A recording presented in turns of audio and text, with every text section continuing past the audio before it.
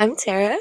Let's Talk About It is the name of the podcast because here we believe that something that weighs on our minds can get lighter if we talk about it. And everything's better with tacos, so we might have some of those too.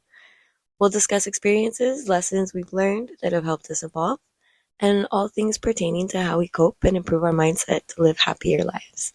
In this episode, I'm hanging with two of my best friends, Ryan and Kirk. Welcome to the show. Happy to be here. I'm just happy.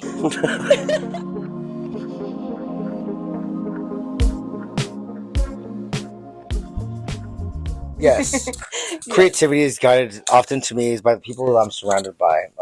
Before we even starting this, before the record button went about nervousness in a sense. And it's the people I'm surrounded by, not just inspire and motivate me, but they make me less nervous. It's like that nervousness doesn't apply to me because I'm with people that inspire and motivate me and I also get to create with.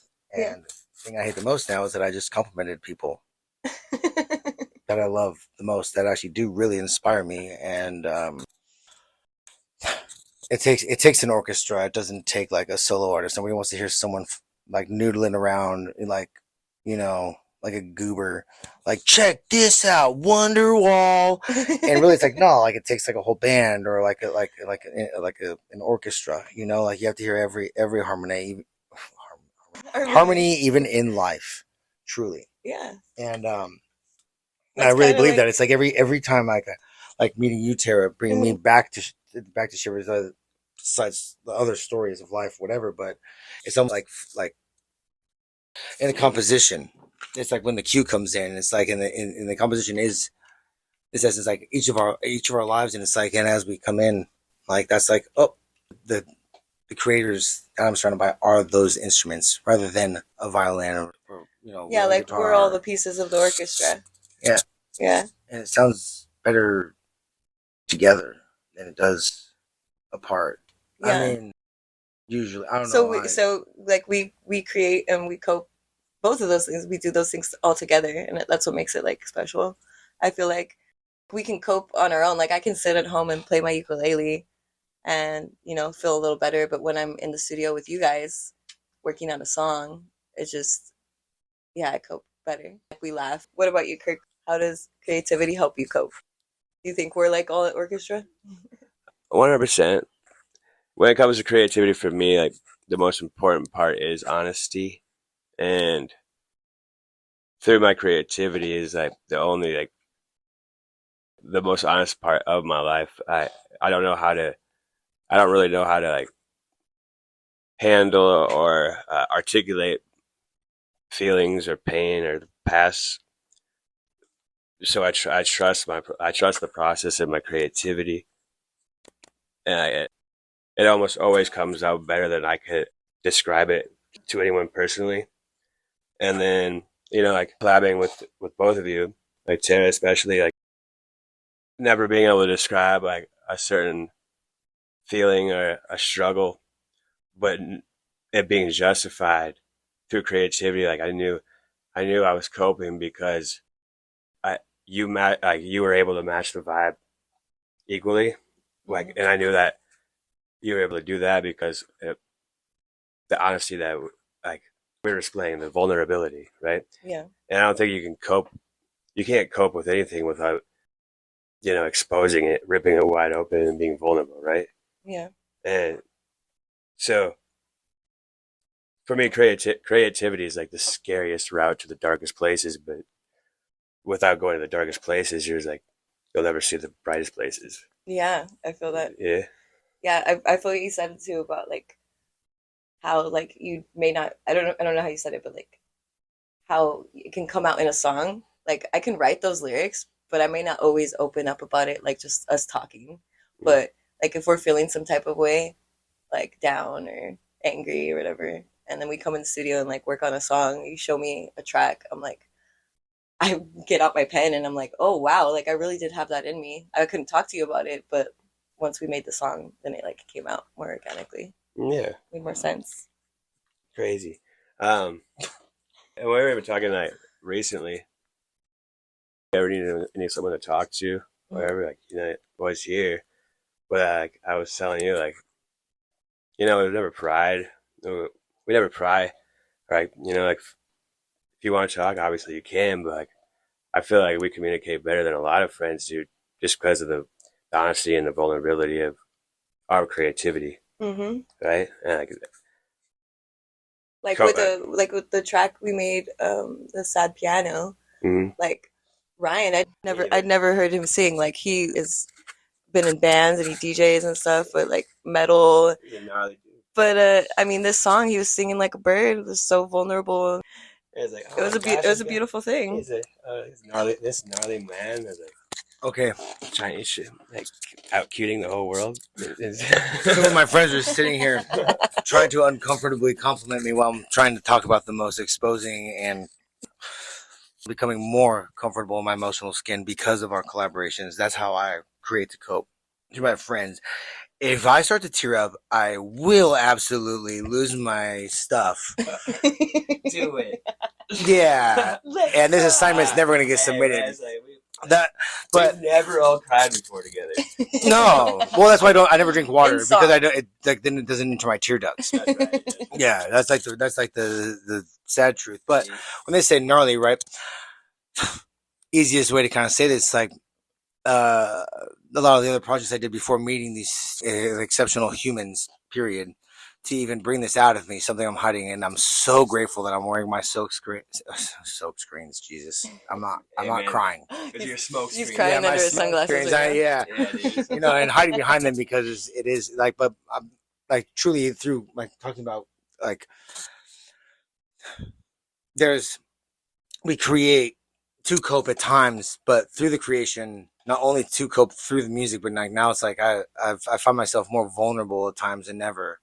And only because this is important to Tara is why I even share this with outsiders.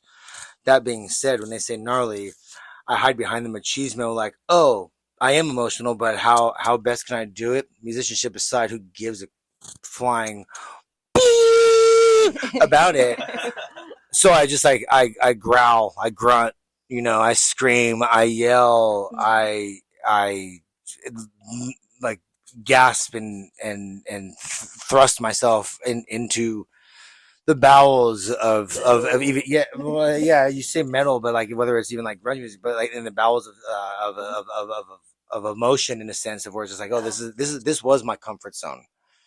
And if you can't tell through stuttering and awkward noises and stuff like that, as we have these conversations, I get to collaborate with amazing musicians, but also people that can channel something within me that helps me even cope with my constant life, because life ain't easy. And obviously, and the three of us, we talk about this kind of all the time. Like, it doesn't get any easier the older we get.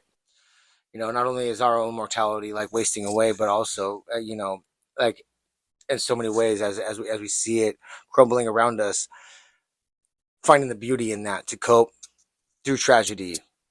Well, utilizing that tragedy to make something absolutely being beautiful. Truly. No, I feel that. It's like, even though life gets harder, it's like we deal with it better. Like, we're making something beautiful out of the bleep. out of all the poop comes something pretty, you know? Like, Poop doesn't get censored? poop. Okay, poop. Noted. 2026, dude. We didn't talk about profanity, but that was really cute. The bleeps, I like that. That's also me coping with emotions, not through music. and opening up around y'all, not through music. Yeah. I love and simultaneously hate the both of you for it as well. Truly. Well, like I said earlier, like the only thing that should ever get to you is the things that you love the most. I love that. Ew. Ew. Right. Yeah, man. Yeah. Man. And it's true. Even how these things inspire, and I can even say it about both of you before. Then we can actually use it in this conversation topic when mentioning the track that the three of us have made together. It's a very great tether and baseline. Each of us, you know, as I'm getting closer, before we even made that track, like hearing separately, like what everyone has, like, well, everyone, like all of us. I know what I've done allegedly, but with both of y'all being exposed to the creativity bonding as friends, and then really being like, it's like, oh wow, this is like incredible, and then finding common ground and rooting with one another, and then bringing these things out of each other. And here we are finding ways to forge forward in times where, I mean, and since we're doing, there's times I feel so lost that I don't know if I can forge forward, and I don't always share that. Always used to typically finding my own ways, whatever. But like the creativity that we've shared together helps forge those tracks forward. Yeah. You know, and even, you know, and we can say like the coolest part for everybody else outside of the three of us is the fact that it's something that hopefully others can enjoy. But selfishly speaking, it's like it's something that actually improves my actual quality of life. No, dude, I love you, Ryan. Thank you. For right now? No, thank you. I love Oh, you, Ryan, dude. Yeah. I'm gonna tell all your metaphors. Hey, this is gonna like get like a bazillion, quadrillion views. He's gnarly. He's gnarly, but he's cute. No, but dude, it's softy. Yeah. I concur. I concur. Because all the times that I've been in this room in Kirk's studio, like the Rose Nest. The Rose Nest. Hey, these places that we create also have names now. Yes, and they develop names. This is true. Bringing us together. Tara, so openly emotional in a way that I'm. Shivers and I are not. Wait, but hold up. That's like I only do that because of the same reason. Because I feel comfortable in this room with you guys. Not like I'm openly emotional or share with anybody. Like, well, I mean, now I do. I'm starting to. You will listen to my episode 0, right?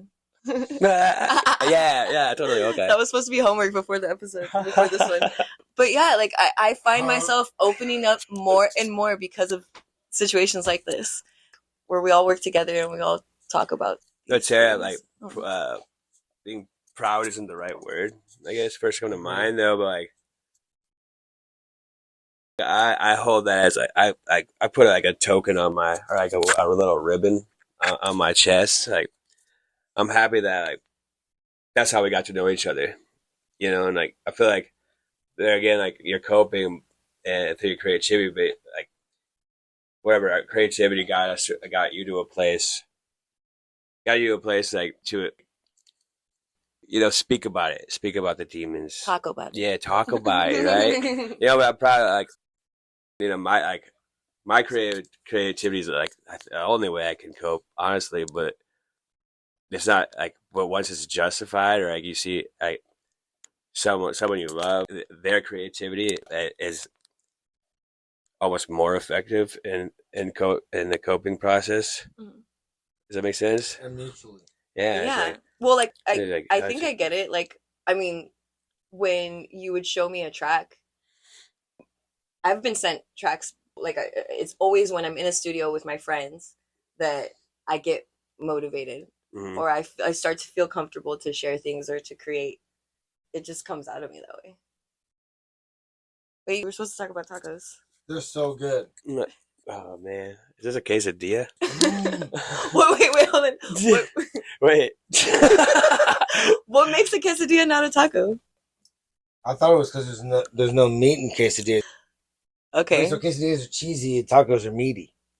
You know, one is a bunch of fluff and then the other one's got like substance. Ooh, I totally nailed it. Okay. Well, honestly, I wasn't trying to pass my quesadillas off as a taco. I just was short on time. I just want to thank you guys for coming to the show. Or actually, I came over here. And I'm sorry. Next time I will make tacos, but I might have different guests, so I don't know. I'll make you tacos another time. We made the tacos and I ate them. I love you guys. Yeah, we laughed, we cried. I think we did a kind of good job. We'll see what happens.